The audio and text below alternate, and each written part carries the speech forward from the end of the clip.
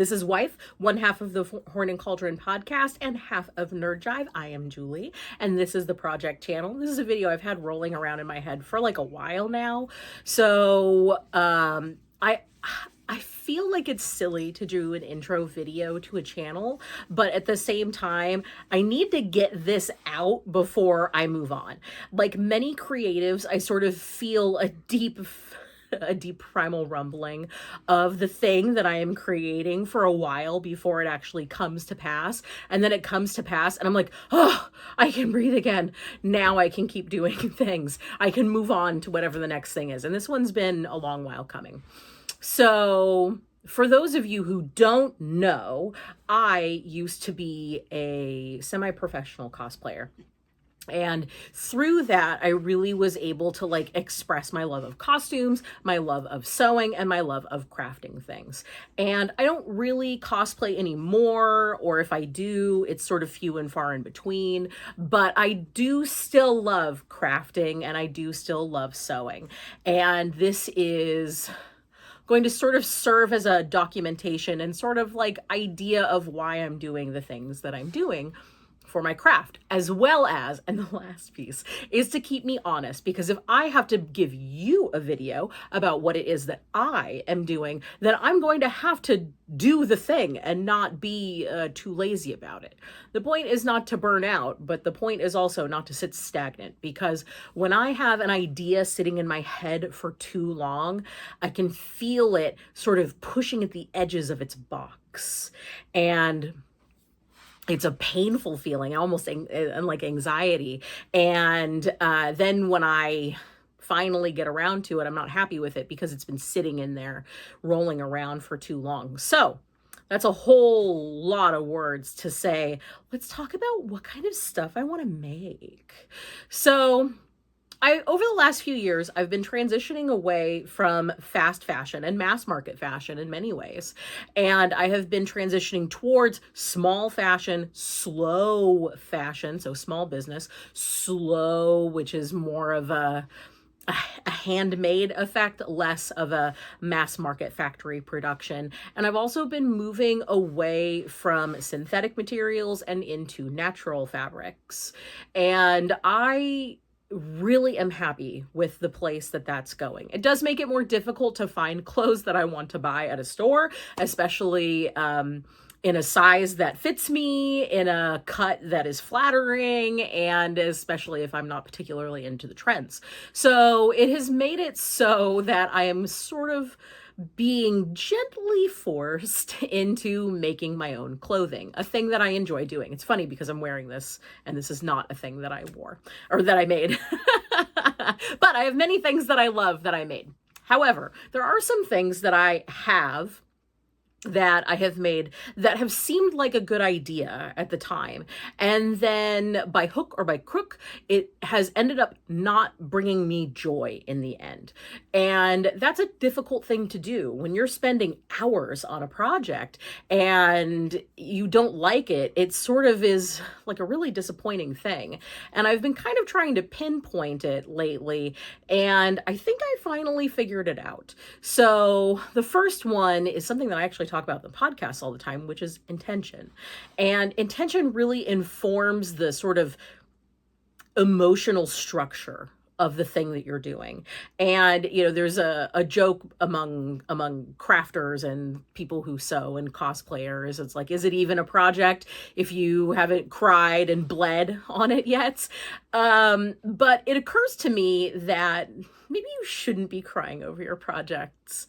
And I'm not throwing shade at anybody here, but maybe we should be crafting things in a way that makes it so it takes the stress out.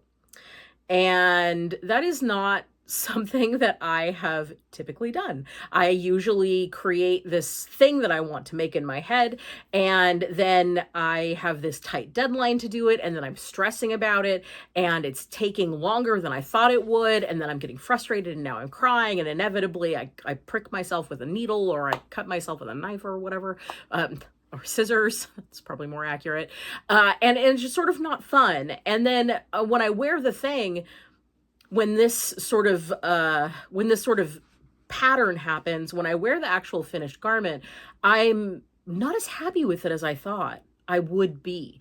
It doesn't fit my idealized version of the garment that I'm wearing, that I wanted in my head.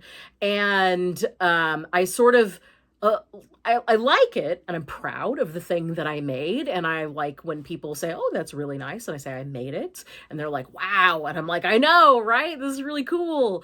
Or I tell them about the inspiration of the thing, or something like that. But there's always a small part of me that kind of loathes the thing that I made, because I do remember the frustration, and I do remember not being super happy with the thing that I made. Maybe it doesn't look as nice on me as I thought. Maybe the design details didn't like happen quite so much. Maybe it's a little too tight, or a little too long, or the seams are a little rough, or maybe it's not really finished. There's a lot of ways that this kind of shakes out. So the first way, I think, is intention. So the last project that I made, actually the last two projects that I've made, I have taken my time, and I have let the project come to me, and I have let myself sort of sit with it and enjoy the process of making it without having a timeline or a deadline associated with it. That's been a big thing that's allowed me to enjoy making the project.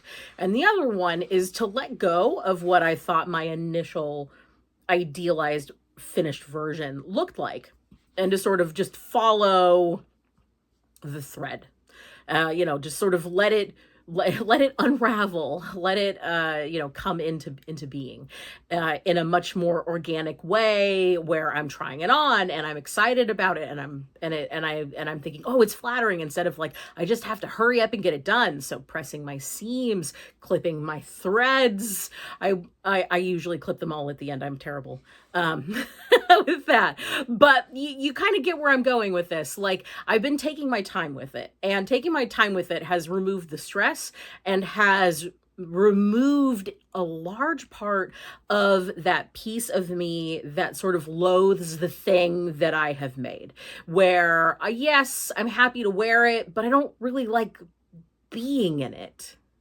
I don't really like how it looks. There's something about it. So the last two projects I've done, the most proud I am of it is this play suit here that I made, and I super love it. I had like a really fun idea for it. It started with, I just wanted to make a pair of shorts, and then it sort of spiraled into shorts and a top, and it has this cute little hood, and it's kind of like it was bringing me Bene Gesserit vibes, and I have like a flower crown to match it. I'm probably gonna get sunglasses that match it, the whole thing, the whole look. I'm very into it. I wish that like my stomach was a little more tan for the pictures, but whatever, it's fine. It's been a weird summer, so I haven't really had time to tan. So yeah, I really enjoyed this process of making this thing. And it got me sort of thinking about like, well, what is it about these other things that I have made that makes me not like them as much? So intention came up, and then there's also colors. So what colors look best on me? And I know that there are some colors that look fantastic on me, right? Like, and they're kind of my go-tos, and I sort of come back to them over and over and over again. And I really love these colors. So this like berry is one of them. I really love pink. I love dressing in black. I love teal. I love bright red. I love dark green. So there's a variety of different colors that I like. And it occurred to me that I remembered when I was a kid that my mom had this book that was color seasons. And I remember her looking at this, and I remember looking at this and being like, oh, this is really cool, and like trying to learn more about it. And I remember thinking, I am an autumn. I'm best with warm tones, goldeny colors. And that's always been true. I've always had that yellow undertone skin, and have been much more served by warm autumn colors. And so I thought, I'm going to redo this, and like, go on this website and find this thing, to see what my color profile is, especially because I recently changed my hair, going back a little darker. I was blonde for a long time, and I'm really digging this chocolate color. It's very nice.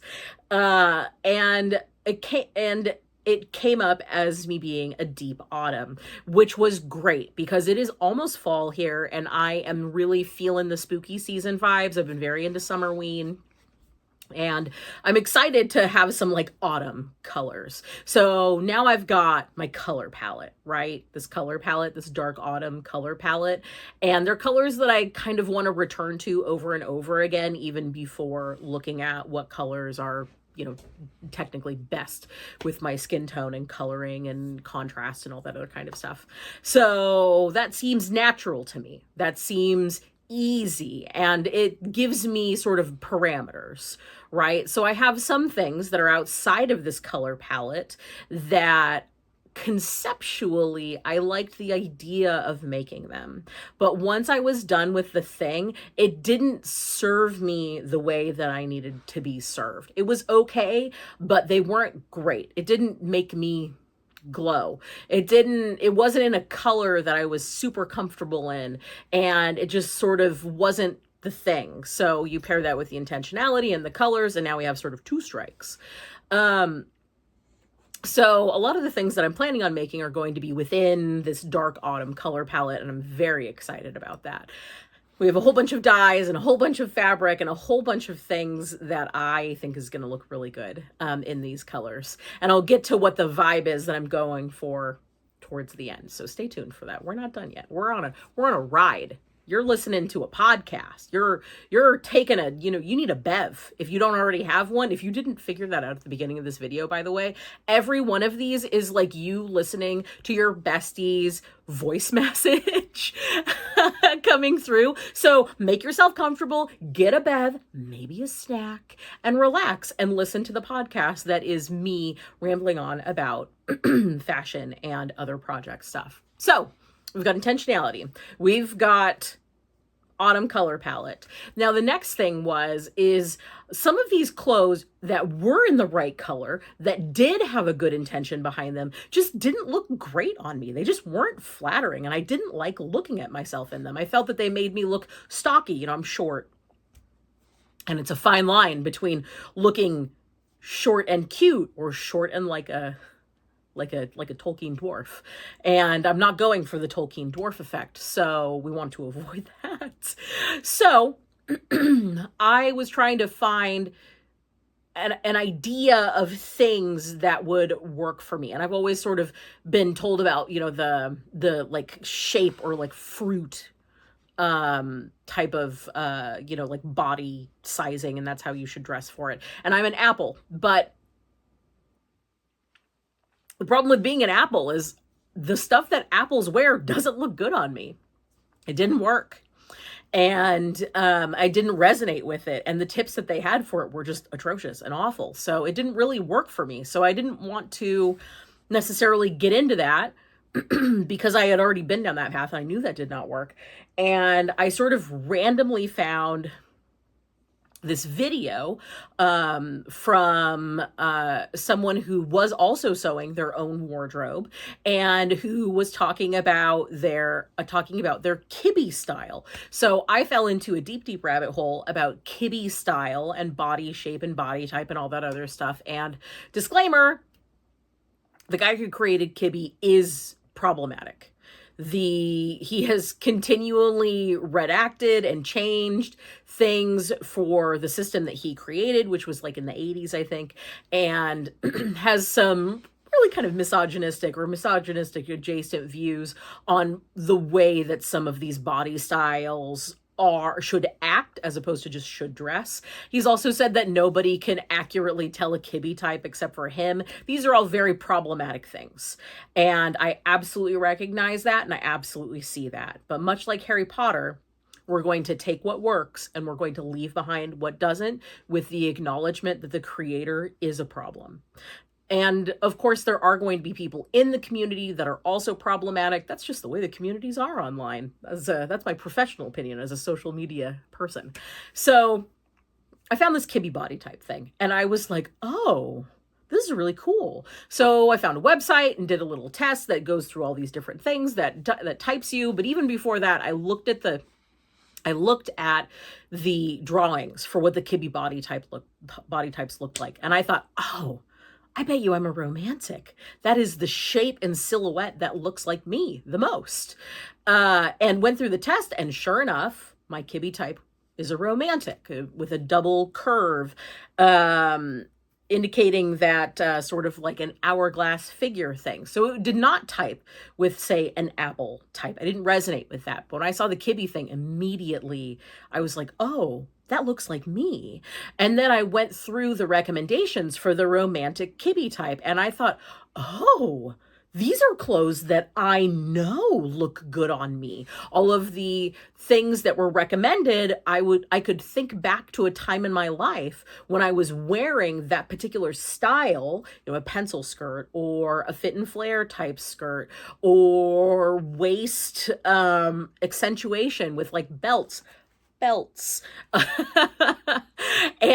things like that, and I was like, oh, okay, this is a style, these are styles that I'm already sort of naturally drawn to.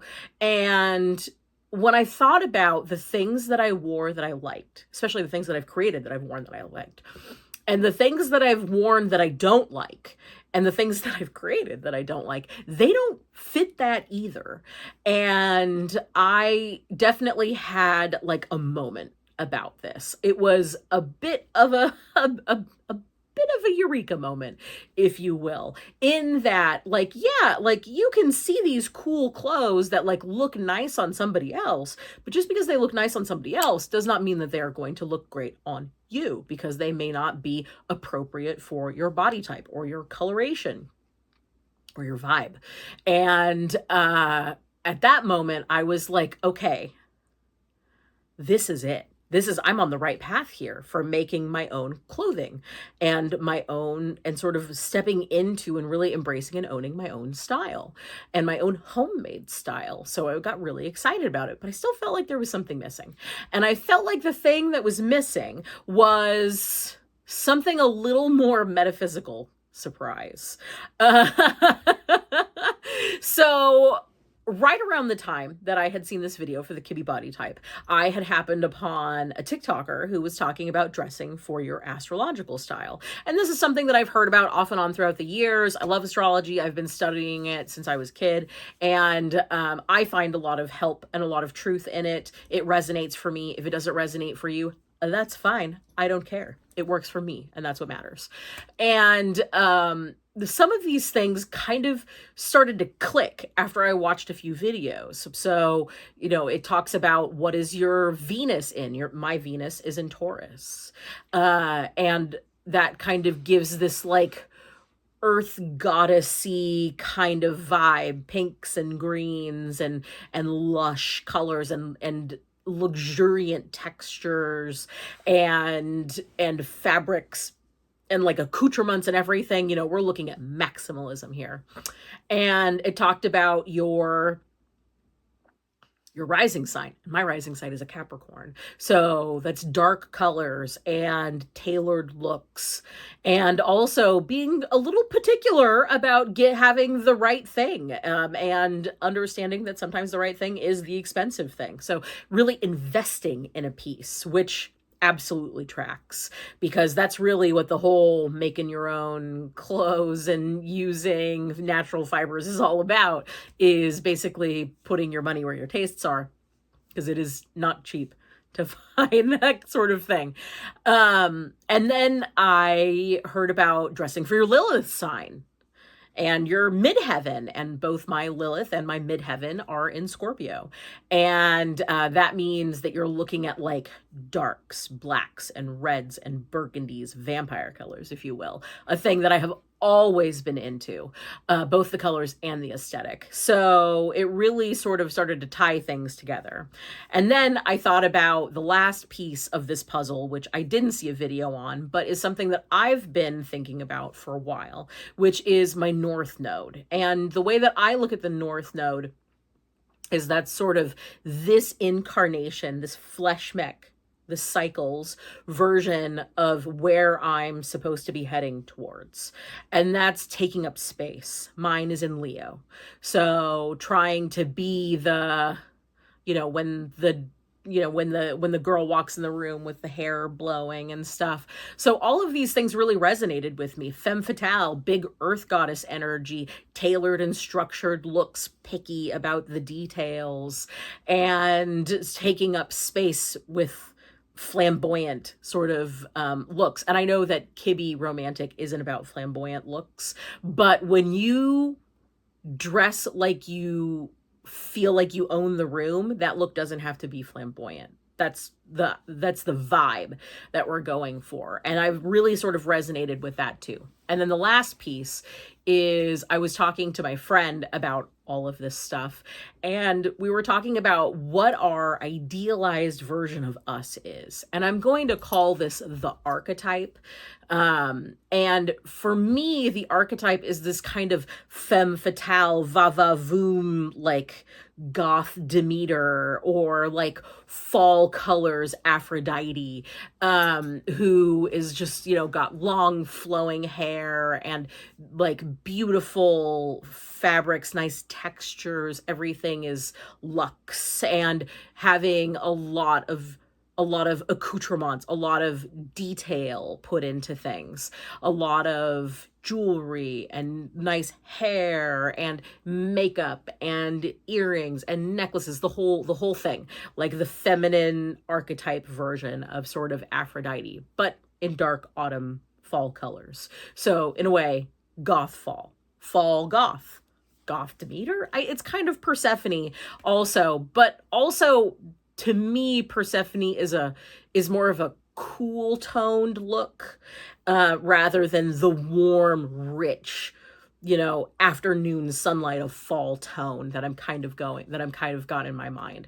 And at that point, I was like, yes, this is it. These four pieces together, the intention, the colors, the Kibbe, the clothes that look good on my body type, and the archetype that I'm trying to get to, the version of my higher self, my soul's physical manifestation in this particular realm for this particular time around. And I was like, yes, that's it. So now let's go. So then I obsessed about and made a very in-depth Pinterest board, and am going to be starting to get patterns. And of course, if there's anything that I can purchase from small creators rather than doing it myself, I'm going to. But for the most part, I look at these as things that are going to replace existing things in my wardrobe that I don't particularly like wearing. So I'm not going to get rid of all of my store-bought clothes. I'm not never going to buy store-bought clothes again, but I am going to replace things that aren't like a yes with things that are a yes. So like, that's super exciting for me. I've been wanting to do this for a while. And I think I finally have found the sort of key that I needed to unlock that piece of me to get going on it. So I'm really excited to see what pieces end up out of this. I already have several projects planned that are sort of flip-flopping between something new that I'm making and renovating something that I already have that I like and that has potential but doesn't quite fit the thing that I want. So the first few projects I'm going to be doing is creating a slip, a couple of slips actually, and they might be sort of intermixed in between. I may not do all of those at once in the very beginning, and I have found slips to be incredibly helpful when it comes to natural clothing.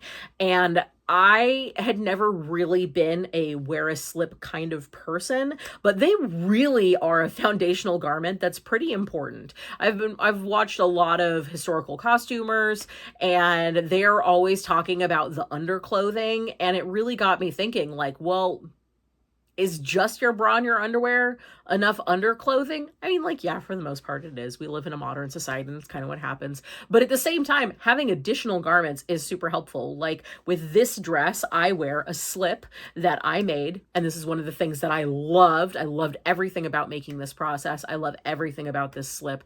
But you are not going to see it on me, at least. Probably on my dress form right here. Yeah, there we go. So I love wearing it underneath things. It's made of silk, so it's very nice and soft and slippery. Most slips are made of polyester now, of course. And when you look back in history, historical undergarments were typically made of linen or cotton, depending on what time frame you're sort of looking at in. And having your undergarments made out of like silk or wool was either for very specific time periods where that was the thing that they primarily had, or for times of the year. You know, if it's cold, you're going to want to be wearing heavier weight things, or for extreme luxury. You know, only the really very rich would be able to have silk undergarments and things like that. And even then, most of them didn't. Most of them used linen. So I need some other slips other than just this one because of cut of things that I want to make. Some things need to be poofy a little bit. Some things are longer. Some things I need just a skirt. Some things I'll need just a top. You get the idea where we're going here. So that's what I'm going to be making. So I'm going to be making some slips. I've already got a pattern that I really love, and I'll be doing a separate video about each of these projects. So you're not seeing that stuff here. And it's almost Scottish Games time here for me. And, I have a kilt, and I love the kilt. I love the tartan. That is my husband's family tartan, Clan Douglas. But I don't love the way that a kilt looks on me. In particular, this kilt, I don't particularly love it because it's sort of like in between sizes and is like a little too long and stuff. So like, I'm going to be renovating that kilt, upcycling it, if you will. I also plan to make a Victorian style blouse for a, volunteer thing I'm going to be doing in the fall. And, that's it for right now. It's already a lot. So I'm making a new and then renovating an old and making a new, and then I'll probably renovate an old. Just sort of see where we can get there. So I hope that you have enjoyed this long rambly video, me talking about weird fashion stuff, but I have a bunch of cool ideas and I'm really excited to share them with you in the sewing space. And then in the crafting space, I have a ton of things that I'm interested in doing as well, which we shall see what that is. Those are going to be sort of sprinkled in here as time allows and as inspiration takes me. So I am grateful to you watching this video and staying with me on this journey that we're just starting out on. And if you like this stuff, like, comment, subscribe, do all the things. And I will see you for the next video.